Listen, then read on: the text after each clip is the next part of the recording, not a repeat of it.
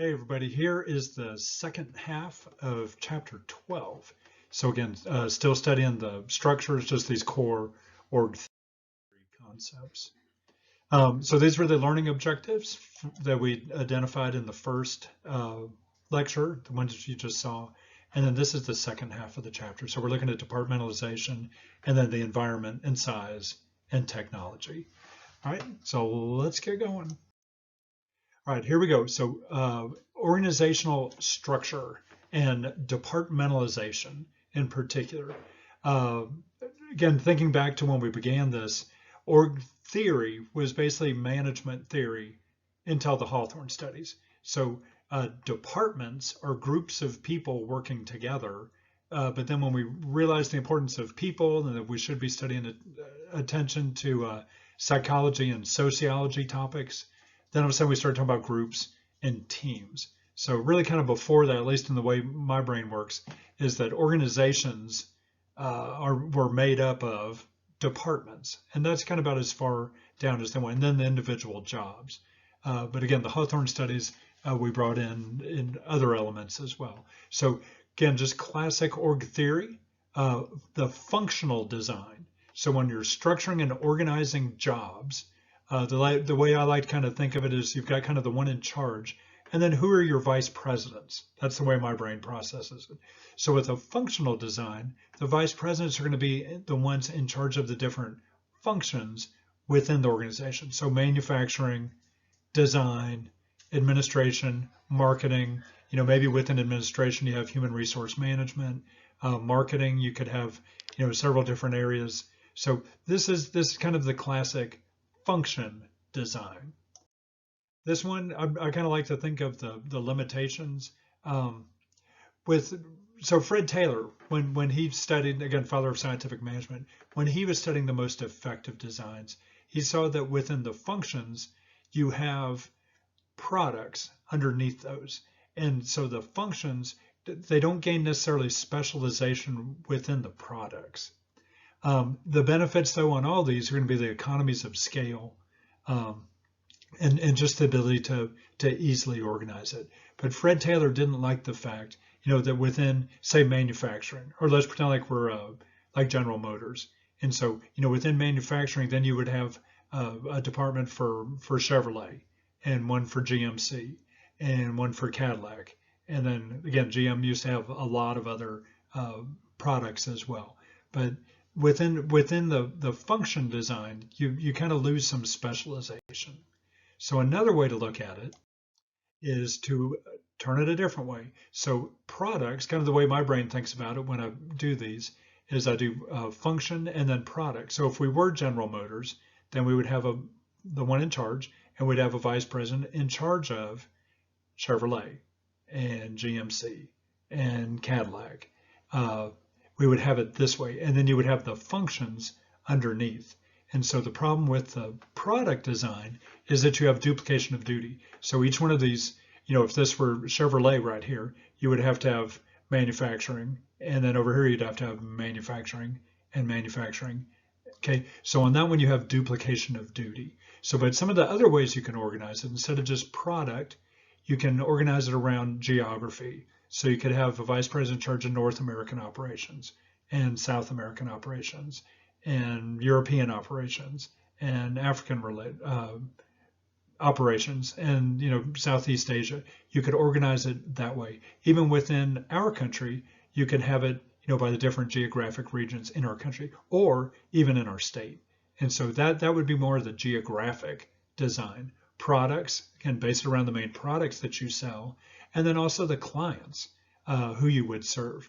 So within even General Motors, you could have kind of the end user, the individual customers. You could have maybe the military. You could have other government users. You could have institutional users, big companies or universities that might be buying a fleet, and so you would organize it that way. All right. So with this, again, divisional structure. So function, geographic, product, client. One of the other books I have even talks about process. And so you have someone kind of in charge of, procurement over on this side. And then you would have someone in charge of bringing the inputs in and the transformation, and then having the completed products or services leave on the other end. Right? So some of the issues with this include right here. So again, that limitation would be duplication. So within each one of these products or geographic areas, then you would have all the functions for each one of those. And so it's inefficient in that way. But again, with the benefits, growth, markets, products, clients, however you separate and have those vice presidents. Fred Taylor was actually one of the first ones to see these problems, again, being the efficiency expert. And he said instead of organizing it with kind of just one dimension, function, product, client, geographic area, you could kind of do away with the problems of some of those other ones by basing it around teams. And that ended up with the matrix approach. Okay, so here we'll come back, maybe we can come back to this. Okay, so with the matrix approach, what you do, see what they've got here. So up here, they've got the regions. So across the top, they have your geographic departmentalization. And on this side, they have your products. And so this kind of does away with some of those duplication of duty or the inability to specialize by combining the two. But the problem with this, which is kind of what made Henry Fail say, you crazy American, you can't have multiple heads on the same creature. You have to have one person in charge. This is the team-based model. And so you would have people who are experts on power grids, people who are experts in electrification products, these other different products, and then those would then integrate and work with the different, in this case, geographic regions. So you'd have power grid people working with the Americas, experts over here, specialization in the Americas. These folks at the same time might be meeting over here. And then these folks would be meeting over here. And so you would have these teams. You would have experts on the product, and you have experts on the regions, and they would get together and work and figure out the best solution. The problem here, actually, let me look at this next one. Here's one that's project based. So on this one, you would have the games. These look like the products, and then these look like the functions over here. And so you would have art department people meet with this game one. That would be the thing that you're selling. And so those people would get together and come up with solutions from an art perspective for game one. And game two could meet with these other teams, and then they would bounce around. So you have the specialization, and you would also not have duplication of duty. But the problem is that a concept that you don't have one brain. And so systems have to be figured out to make sure that if there is conflict on how things should be done, that there's a system set up where one person is able to make the decision, one person or one function. Okay, so the matrix approach, again, matrix, when you talk matrix, you're talking team-based. And so I skipped over those 2 slides earlier. Just go back to the book and read through those team ideas. And then compare it back to the matrix. So the limitations right here, more conflict with managers who share power, because you've got one on each of the 2 dimensions in the matrix. And then accountability. And there can be conflict and stress because, again, you don't have that clear scalar chain of command that Henry Fail talks about. Okay, but the benefits are that you don't have so much waste, and that you have specialization. So it talks about, potentially better communication, and just that kind of the benefits of the team. All right. So the departmentalization, they talked about function and product and geographic and client, and then also this team-based or matrix approach. Those are kind of the classic departmentalization topics that you would find in just about any management textbook. This next one has to do with structure and the environment. Okay, so as things are changing on the outside. So dynamic, in a dynamic environment, this last lecture, we talked about organic and mechanistic structures. Organic are adaptable and built for change. They're flat. There's a lot of communication. Mechanistic are big and efficient and machine-like. So in dynamic environments that are changing, rapid change, unique situation, you need to be adaptable. And so what you see is that you see the prevalence of organic structures. They're built for adaptability. But when the environment is stable, and then you can be efficient and you can get things set up and make it big and machine-like. That's the mechanistic. Okay, in complex, where there are lots of things going on and many different things and issues and situations that you're in, if it's complex, you need to decentralize. And again, decentralization means that the decision making is pushed down and it doesn't all reside in the top. In a simple environment where there's not a lot of change and it's not very complex, there's less of a need to decentralize, which is what that says right there. So when there are fewer things, fewer parts, fewer pieces, fewer variables in the equation, you don't need to decentralize as much. Okay, there will probably be still a need to decentralize, especially when you combine it with some of these other things, but less of a need. When it's very complex, there is a need to decentralize. On this one, okay, so diverse, or is it integrated? Okay, if it's diverse, they talk about these divisional structures and decentralization. So you break it up. Organization is really big and complex with a lot of diverse things, then break it up and let people become experts. When it's more integrated, okay, that they're all kind of related to each other, then there's less of a need for these things. So a single product, a single client, a single area, less of a need for this. This next one has to do with the, is it a hostile? Is there a lot of competition for resources, or munificent, that there is a lot to begin with? There's plenty and there's not a lot of need to be, as it says over here, hostile. So in a hostile where you need to be adaptable and compete, they talk about that organic, for responsiveness, for adaptability and change. And then when things are very munificent, when there's a lot of stuff out there, it says there's less of a need for that organic structure. All right, so there's some of the things on the external environment. Size is this next one. So as organizations become bigger, they tend to become more complex. And so that idea is as they get bigger, that division of labor and specialization. And as you specialize, then there's that higher need for coordination and standardization and formalization. All right. And then also as they become bigger and they tend to break apart and become more specialized, then you need to decentralize. That decision making has to be pushed down. Again, just good old core org theory concepts. Technology. Now this is one that they brought up, and I recognize that they're talking about Perot, and so I brought in Perot's work here. So on this one, they said, well, let's look at the technology. Now, kind of an interesting thing. When you think of technology, here's my phone right here. We just tend to think of phones.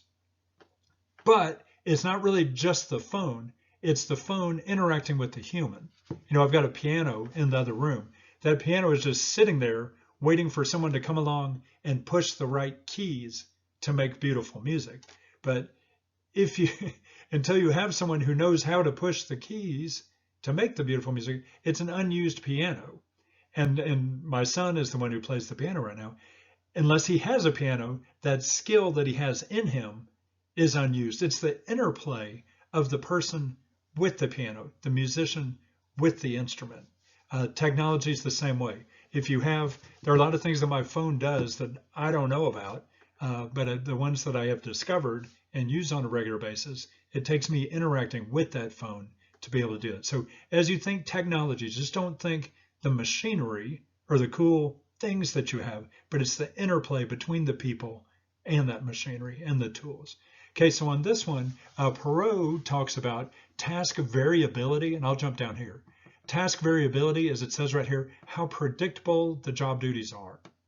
Okay, and then on this one is task analyzability. Can you analyze it and make sense of it? So this is Perot's work right here. And really this one right here, task variability, organic structure for high variability and low analyzability. Okay, so that one is right here. These call these non-routine things, technology, tasks that you do. So if they're non-routine and everything's kind of different, there are many different things that I have to do, and it's kind of hard to analyze, then I need to be organic. I need to be adaptable and able to learn and fix and do what needs to be done for that particular situation. This one, where it says mechanistic, this is low variability, meaning we're not doing a whole lot of different things, and it's highly analyzable. These are what Perot called routine technologies. And a routine, then you can have you can build a mechanistic structure, and so you can be built for efficiency and getting the work done in the most rational, efficient, well thought through, reasoned way possible.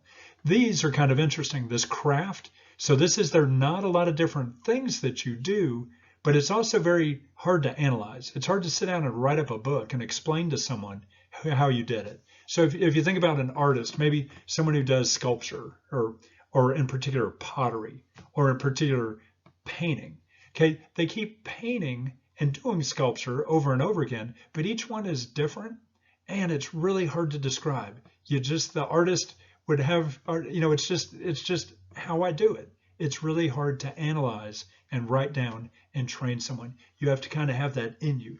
That's what they call the craft. This next one is many exceptions, but it is analyzable. Okay, so on this one, if you're an engineer building a bridge, well, a bridge is a bridge, but every single bridge is different. It depends upon just all these different elements and variables that are required. What's the load? What's the span? What's the foundation? What's the weather? What's all these different things? They're very analyzable, but there are many exceptions. All right, so this is Perot's work. Again, non-routine. These things, they talk about organic structures, routine, mechanistic. Craft tends to be these things that, we kind of do kind of the same thing over and over again, but it's really hard to describe. Maybe a composer, a musical composer, and engineers build and do many different things, but they tend to be analyzable. I mentioned before that my brothers are both architects. Again, kind of that engineering realm over here. Good, but it also does have art in there as well. All right, so that is technology and structure, and again, particularly with Perot's work. All right, and then I think we're getting down to the end. So on this one, the strategy is going to follow, structure is going to follow strategy. So if you want to be adaptive and be able to adapt and react and be first and communicate, then you need to be more organic. If your strategy is to be big and super efficient and compete that way, that people can't come in and beat me on price or efficiency or scale, then you want to kind of move toward being able to set up a mechanistic structure. But that all depends on your environment and your change and all of those issues as well. Okay, so again, like I said, this is just, it's exciting, maybe not the most exciting concepts, but just that core old org theory concepts that are kind of in every single textbook and that we need to be aware of. And then what we do is we want to fit our org behavior concepts and policies and ways of doing stuff into these frameworks to bring about the most effective workplace possible. So that's it. That is chapter 12. Have a good one.